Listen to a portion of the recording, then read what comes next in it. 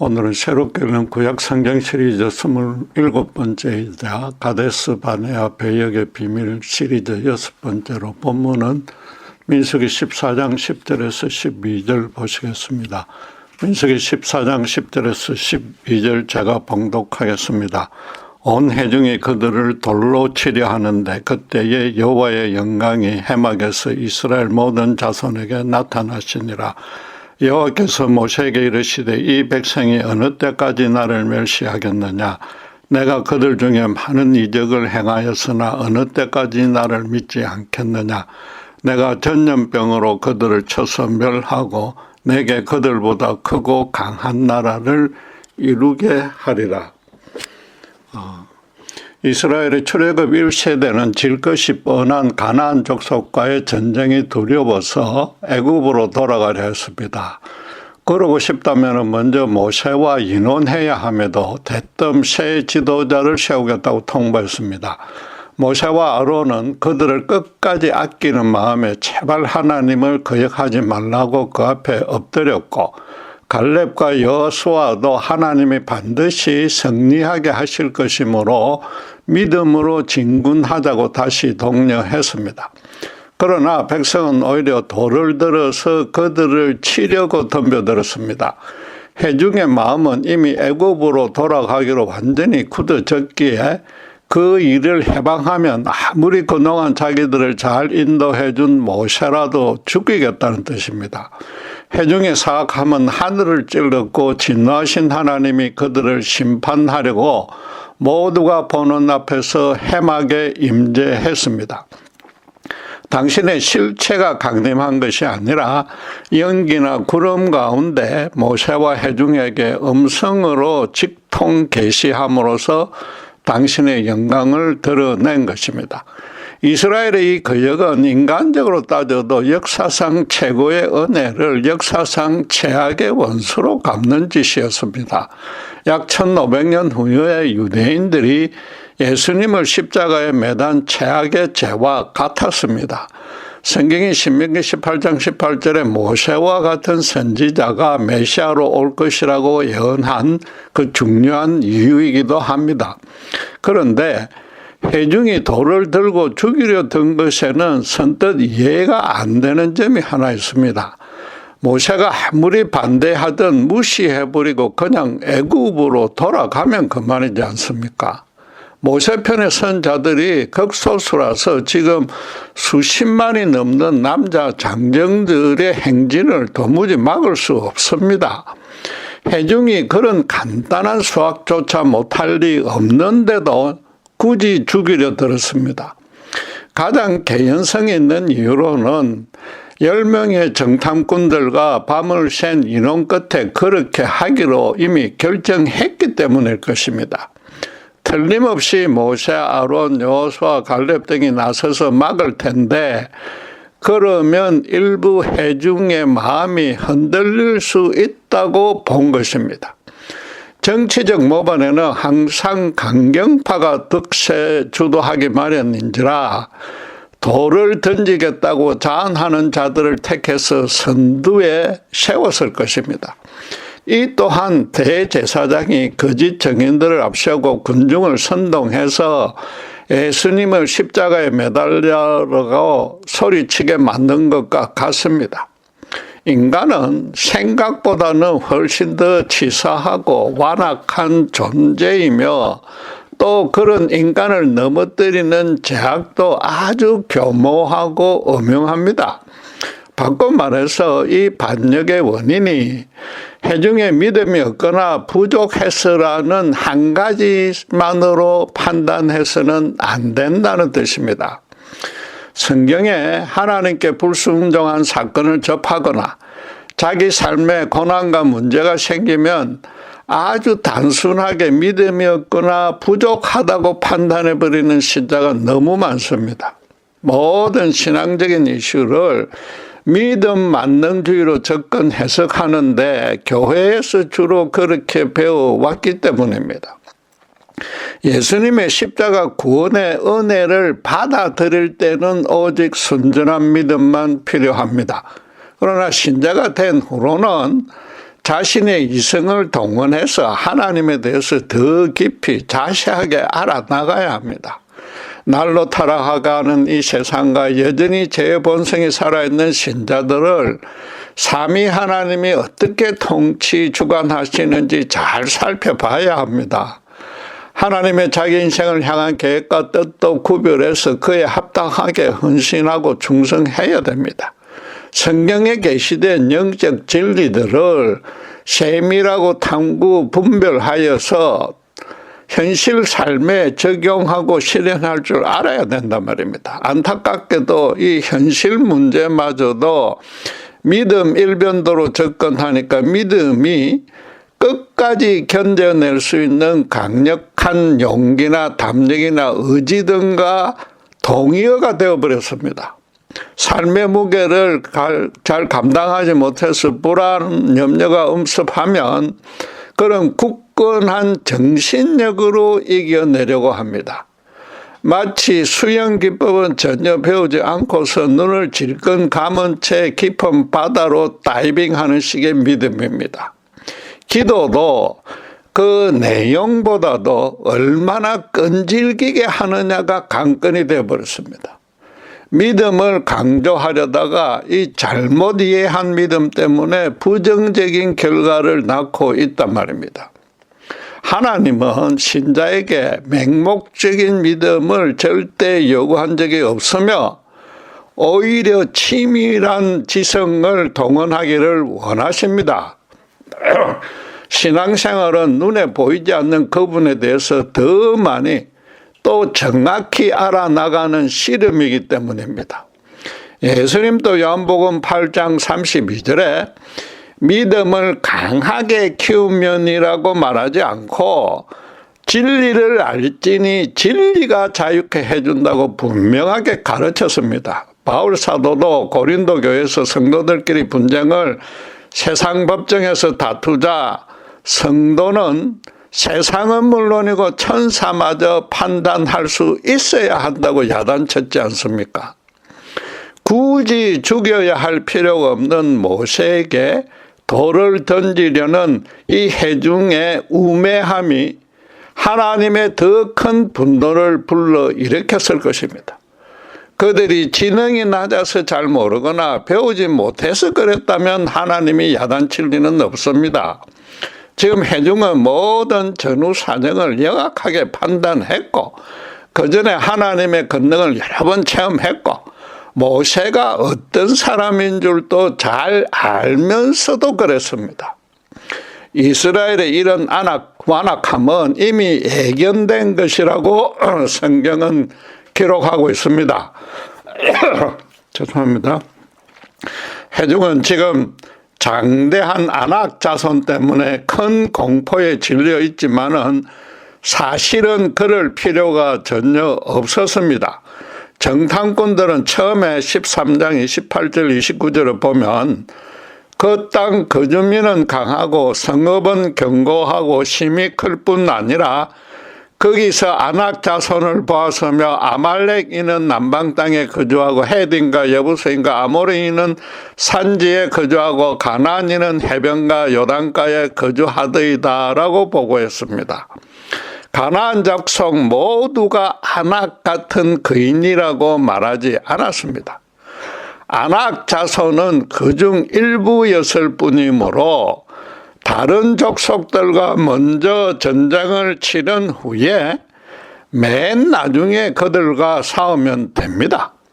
한국 전쟁 때 중공군의 인해 전술처럼 숫자가 월등히 많았던 이스라엘이 그 이스라엘 군인 여러 명이 아낙 군인 한 명씩 맡으면 못 이길 리 없습니다.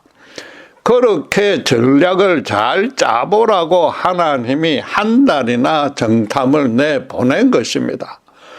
여호수아가 40년 후에 가나안을 정복할 때는 이전에 지금 이렇게 정탐한 내용대로 지역별로 다른 종족들이 거주한다는 점을 잘 감안했습니다. 이 길쭉한 가나안 땅을 지금처럼 남방에서 북쪽으로 쳐올려 가려고 하지 않고 그 중간에서 동쪽에서 서쪽으로 가로질러 들어갔습니다.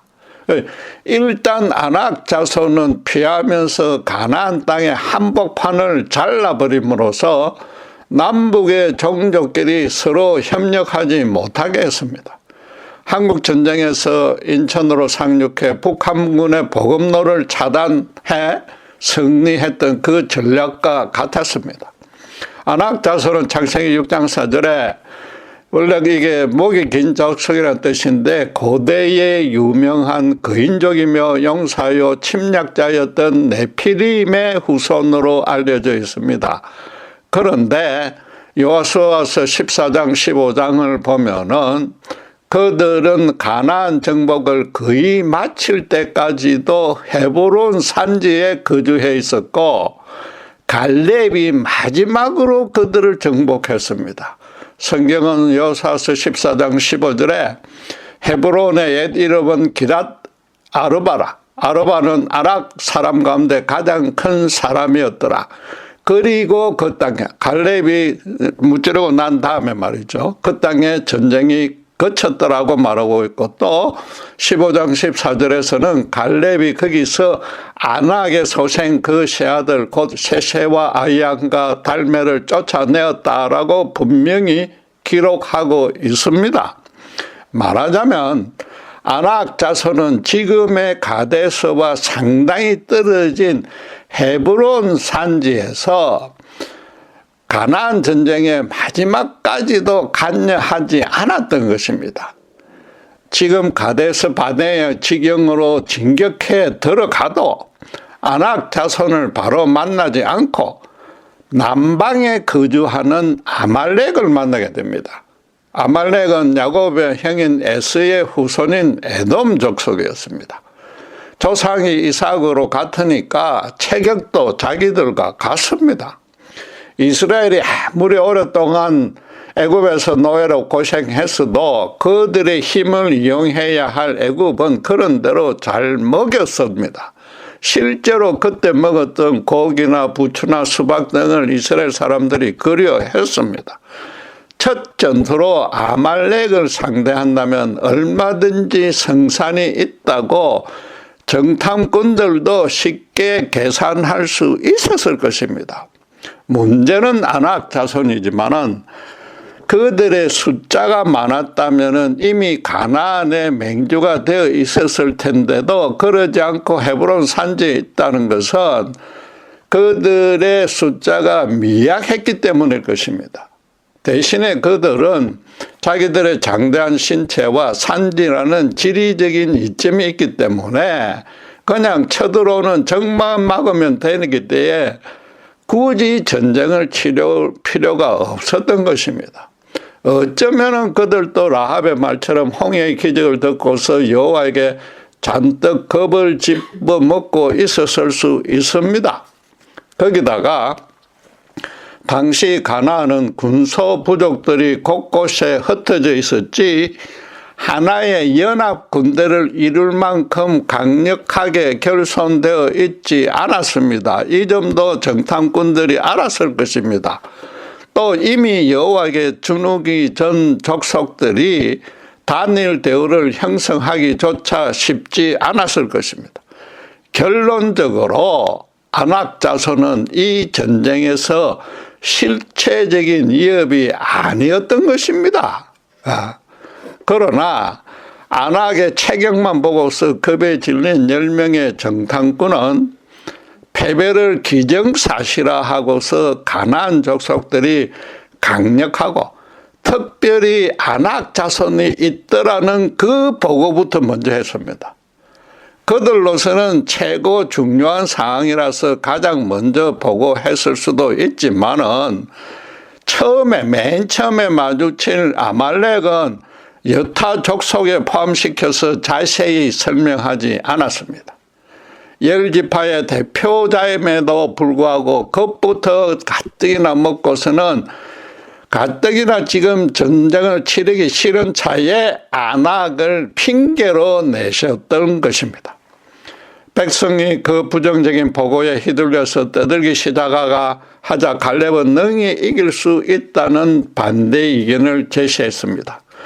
그러자 이번에는 그 일부에 불과한 아낙 자손과만 비교해서 자기들은 메뚜기에 불과하다고 침소봉대해버렸습니다. 해중도 이성적으로 잘 따져보면 안악을 피해서 들어가면 될 것이라는 전략점은 짤 수 있었을 텐데도 이미 전투의지가 완전히 꺾어버려졌기 때문에 밤새 통곡만 한 것입니다. 그렇게 해서 내린 결론이 모세를 죽이더라도 애굽으로 돌아가자는 것이었습니다. 거꾸로 지금 겁에 질려 있는 가나안 족속들이 이 사실을 알았다면 너무나 기뻐서 춤을 추었을 것입니다. 이 회중이 너무 어리석은 결정을 내려서 말도 안 되는 일을 벌이자 여호수아와 갈렙은 기도 한 차서 14장 9절에 다만 여호와를 거역하지 말라는 너무나 당연한 말씀으로 다시 간곡히 건면했습니다.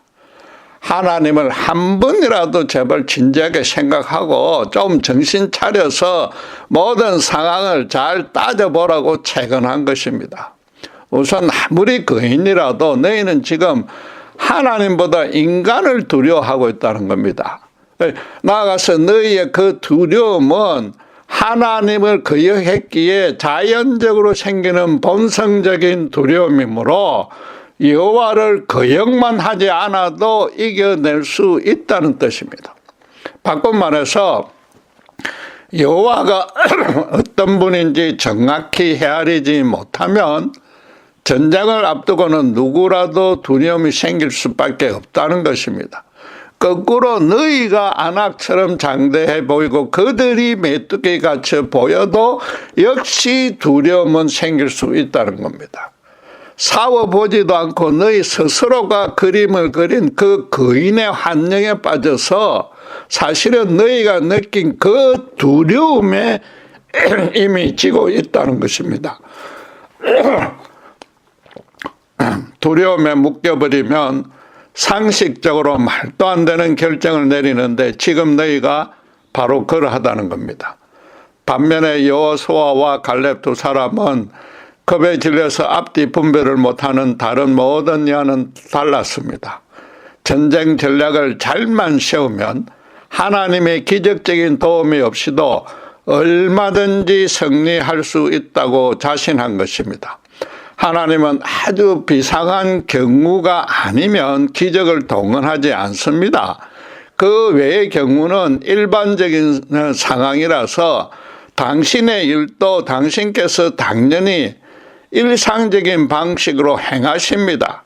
신자는 그래서 가장 먼저 그분이 지금 자신과 자기 주위에서 어떻게 역사하고 있는지를 모든 주변 정황을 다 잘 통틀어서 분별해 내야 됩니다.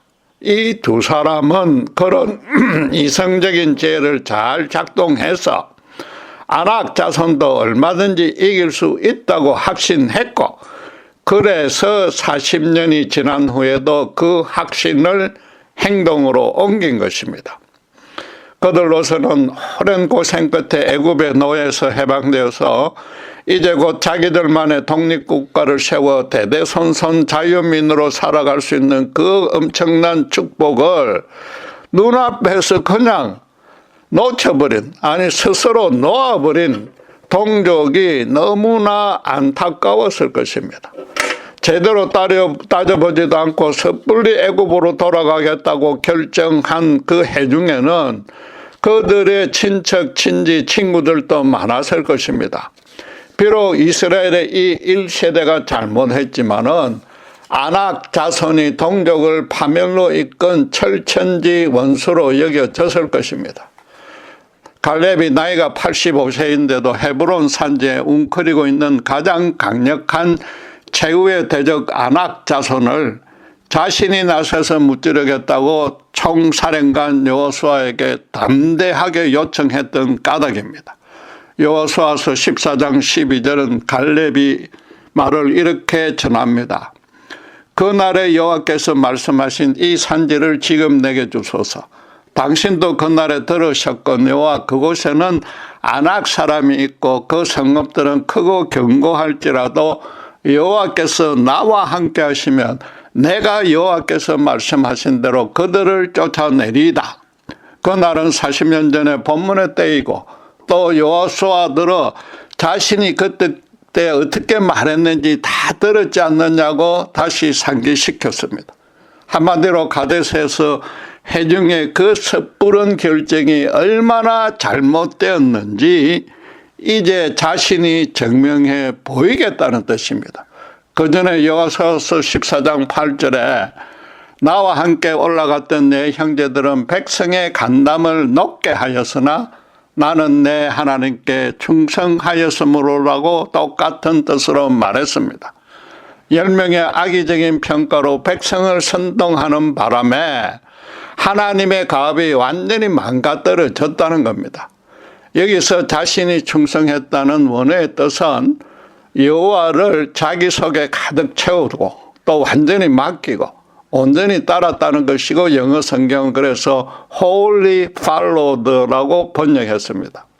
갈렙은 신명기 6장 5절에 너는 마음을 다하고 성품을 다하고 힘을 다하여 내 하나님 여호와를 사랑하라는 율법의 가장 중요한 계명 그 세마대로 80평생을 살아왔다고 고백한 것입니다. 또 그래서 자신의 잘못은 아니지만은 함께 가나안 땅을 정탐한 자로서 그 책임을 통감하기 때문에 결자 해지의 심정으로 지금 자원한다는 겁니다.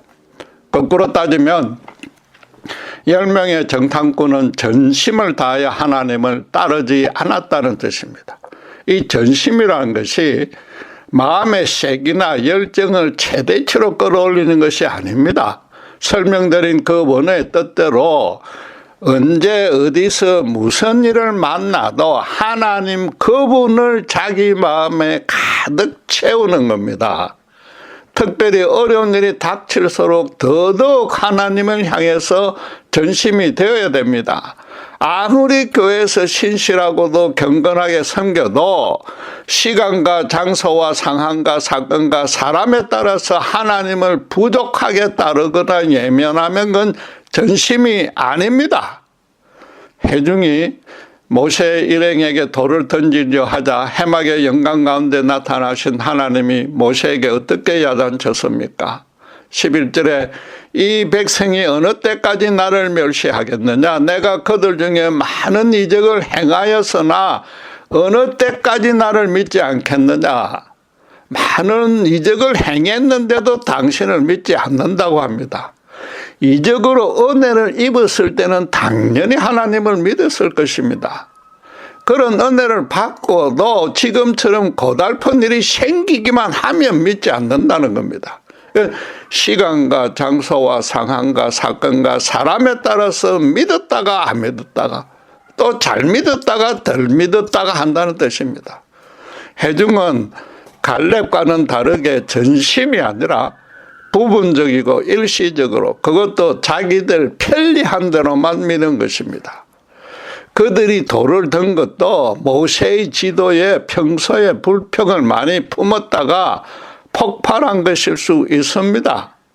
그들은 일상 삶에서 하나님을 전심으로 따르라는 모세의 가르침이 싫었던 것입니다. 회중이 모세가 자기 단독으로 모든 일을 처리한 것이 아니라 항상 여호와의 명을 받아서 그분의 권능으로 행했다는 사실을 모를 리 없습니다. 그런데도 모세에게 돌을 던지려는 것은 바로 여호와 하나님에게 그러는 겁니다. 하나님이 그들을 전염병으로 멸하려 하신 것이 절대로 과도한 조치가 아닙니다. 하나님에게까지 돌을 들은 이유도 그분도 자기들 생각대로만 믿기 때문입니다. 하나님을 자기들 스스로가 그려놓은 그 그림자 한영 속에 가둬 놓은 겁니다.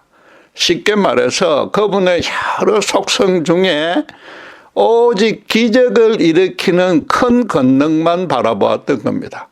지금 가데스에서 그런 권능이 침묵하고 있으니까 불안해졌고, 그래서 자기들 편리한 대로 판단, 결정, 시행한 겁니다. 하나님을 전심으로 믿지 않으니까 하나님에 대해서 온전히 알지 못한 것이고, 사실은 알려고 노력도 하지 않았습니다. 하나님은 고난만 없애주면 되니까 부분적으로 아는 그 권능만으로 충분했고, 그 이상도 알 필요가 없었던 것입니다. 신자가 하나님과 온전한 교제를 유지해야만 그분의 은혜도 온전히 받을 수 있다는 것은 너무나 당연한 이치입니다. 신자 스스로 하나님을 축소하면 강대하신 그분의 완전하고 무한한 은총과 권능을 절대 누릴 수 없습니다. 그분을 전심으로 사랑하고 따라야만 자신의 지성과 감정과 의지도 함께 온전해지는데, 이스라엘은 그러지 못했던 것입니다. 원죄와 함께 예곡 파괴된 그 편협하고 어리석은 생각만으로 판단했으니까 얼토당토 않는 결정과 행동으로 나타난 것입니다. 다시 강조하지만 하나님을 전심으로 섬기지 않으면 삶의 어딘가에 반드시 인간적인 불완전 때문에 그게 따라 나오기 때문에 실패하게 된단 말입니다. 흔히들 85세의 나이에도 헤브론 산지에 아낙 자손을 무찌르겠다고 나선 갈렙의 그 담력, 용기, 의지와 그렇게 이끈 굳건한 믿음을 본받으라고 권면합니다. 물론 틀린 것 하나 없는 절대적인 진리입니다. 그러나 가데스에서 이스라엘이 내린 결정이 그에게 천추의 한이 되었다는 점은 간과하고 있습니다. 밤이 새도록 어느 누구도 전쟁을 치르는 쪽으로는 제대로 따져보지 않았습니다. 싸워보지도 않고 졌다고 미리 정해놓았으니까 전쟁 전략을 논의할 필요도 없었던 것입니다. 한마디로 자기들 이성은 아예 사용하지 않은 겁니다. 갈렙도 아낙 자손이 장대해서 두려웠을 것입니다. 그러나 처음으로 마주칠 아말렉 족속은 얼마든지 이길 수 있다고 믿었기에 단순히 올라가서 그들이 거주하는 성읍을 차지하면 된다고 선언했지 않습니까? 그러면 오히려 가나안의 다른 족속들이 우리를 더 크게 두려워하리라고 짐작한 것입니다.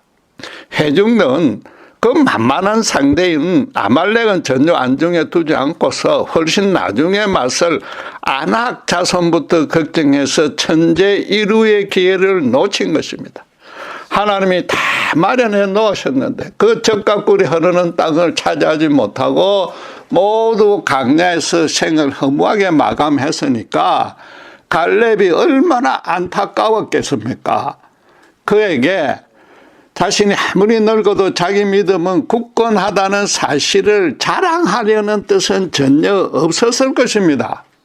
이스라엘의 새 세대들에게 너희 아버지들이 모든 전후 사정을 제대로 따져보지도 않고 너무나 어리석은 판단했다는 사실을 명확히 보여주려는 뜻이었습니다. 그래서 앞으로 너희가 가나안 땅에서 살아갈 때도 하나님의 권능은 당연히 굳게 믿어야 하지만은 범사에서 그분의 속성과 섭리와 주권 등을 이성을 잘 사용해서 정확히 깨닫고 그에 걸맞게 반응하는 것이 믿음의 삶이라고 가르치려는 것입니다. 그래야만 제사장 나라의 소명을 다할 수 있지, 하나님의 능력만 붙들으면은 반드시 가데스처럼 실패한다는 것입니다. 불행하게도 이스라엘의 후손들은 그 능력만 붙들었기에 여호와보다 능력이 더 큰 것 같아서 사실은 현실의 쾌락과 풍요만 보장해 준다는데 그 가나안 우상신들을 따랐습니다. 결국 여호와로부터 나라가 완전히 없어지고 자신들은 다시 이방의 노예가 되는 심판을 받았습니다. 여호와가 그들에게 현실적 형통을 보장하는 것이 아니라 율법대로 거룩하게 살아서 제사장 나라 소임을 다할 때 모든 대적으로부터 보호해 준다고 약속했음에도 그들은 오직 쾌락과 풍요만 충고했던 것입니다. 여러분, 이성은 충만한 삶을 살게 하려고 하나님이 인간에게 선물로 주신 아주 좋은 것입니다. 신자라면 왜 성자 하나님이 이 땅에 인간으로 오셔서 십자가에서 대속 제물로 바쳐져야만 했는지, 또 그것이 왜 모든 인생이 반드시 받아야 할 절대적 은혜가 되는지 정확히 알아야 됩니다. 이를 알려면 아주 면밀한 지성적 활동이 수반되어야 되지, 눈을 질끈 감고 다이빙하는 식의 담력, 의지, 용기의 믿음으로는 불가능합니다. 그리고 사실은 신자들이 매 순간 이성을 활용해서 믿음 생활을 하고 있습니다. 그런데도 그 사실을 잘 모르고 있는데, 설교를 듣거나 성경을 읽으면서 그 내용을 분별하는 것부터 지성이 동원되지 않으면 불가능합니다. 하나님이 인간에게 모든 피조물 중에 최고로 고급한 이성을 주신 까닭도 정확히 알아야 합니다. 인간으로 당신을 대신해서 이 땅을 거룩하게 다스리게 하려는 그 청지기 사명을 주었기 때문입니다. 하나님의 뜻을 잘 분별하여서 피조 세계를 책임지고 아름답고 풍요롭게 다스리라는 겁니다. 비록 아담의 타락으로 원죄하에 태어난 인간들은 그 사명을 실천하기는커녕 하나님조차 부인 대적하고 있습니다. 그래서 이제 그 소명은 하나님이 택하여서 오직 예수 십자가의 구원 은혜를 믿음으로 받아들인 신자들의 몫이 되었습니다. 신자는 하나님의 정권 대사이자 대리인으로서 세상 사람들 앞에 거룩하게 서야만 합니다. 신자가 삼위 하나님의 그 역사와 섭리에 대해서 정확히 알지 못하고서 어떻게 그 사명을 온전히 수행할 수 있단 말입니까? 모세를 비롯한 내 충성된 종과 그 반대편의 10명의 지파대표와 백성의 차이는 바로 이런 소명의식이 있느냐 없느냐로 나뉜 겁니다. 모세 일행은 백성들에게 자기들이 맞아 죽더라도 가나안으로 진군하는 것이 자신들의 소명이라고 확신했습니다. 그전에 굳이 믿음으로 복잡하게 따지지 않고도 지난 1년간 하나님과 동행한 일을 이성으로 잘 따져보면 이번 전투의 승리도 전혀 의심할 필요가 없었던 것입니다. 또 가데스에서 적절한 전략만 세웠다면 그 땅을 차지할 수 있다는 사실을 나중에 여호수아와 갈렙이 실제로 증명해냈습니다. 바꿔 말하면 하나님의 말씀에 행동으로 순종하는 정도를 넘어서 그분의 약속에 자기들 전부를 온전히 집어넣은 것입니다.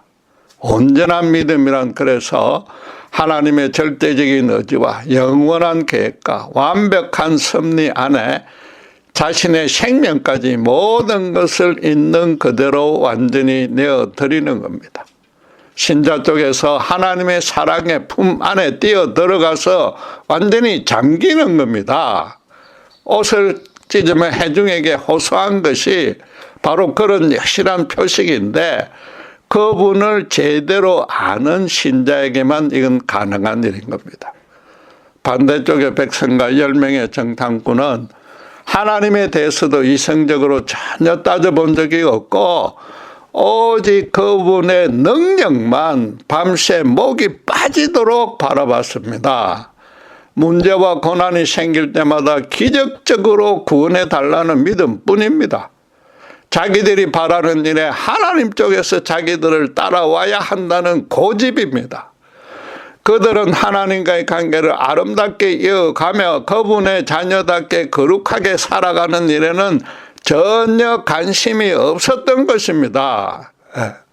가데스의 이스라엘 회중처럼 위급할 때만 하나님이 큰 권능으로 해결해 주기를 바라는 믿음은 사실상 신자 중에서 행해야 하는 일이 하나도 없지 않습니까? 그냥 뜨겁게 끈질기게 기도하는 일뿐입니다. 또 기도하고 나서도 이성은 전혀 사용하지 않고 눈을 찔끔 감고 기다리기만 하면 됩니다. 가데스의 이스라엘 회중도 밤새 통곡하면서 속으로는 그런 식의 기도를 했을 것입니다. 그들은 자기들을 하나님 쪽으로 던져 넣지는 않고 그분이 자기들 쪽으로 어서 빨리 오기만 바랬습니다. 그들의 기도가 하늘에 이르렀는지 하나님이 정말로 바로 그 다음날 그들에게 강림했습니다. 그러나 그들 생각과는 정반대로 당신의 인내가 한계를 넘어서 진노의 심판을 하려고 해막에 내려왔던 겁니다. 여러분, 정말로 진지하고도 심각하게 우리들이 기도하는 내용과 믿음의 상태를 잘 따져보면 이 기사야말로 너무나 두렵고 떨리는 내용이지 않습니까? 혹시라도 이스라엘 회중처럼 위급한 경우에만 최대한 빨리 하나님의 능력만 빌리려는 기도나 믿음은 아닌가 말입니다. 그러면 아무리 뜨겁게 기도하고 교회 생활에 성실해도 하나님이 진노와 함께 강림할 수 있습니다. 참 신자라면 모세 일행처럼 현재 처해 있는 시기와 장소와 상황과 사건과 사람과 전혀 관계없이 자기 전부를 하나님에게 던져 넣을 수 있어야만 합니다. 그분의 강대하신 섭리와 무한하신 사랑의 품 안에 실제로 푹 잠겨서 살고 있어야 합니다.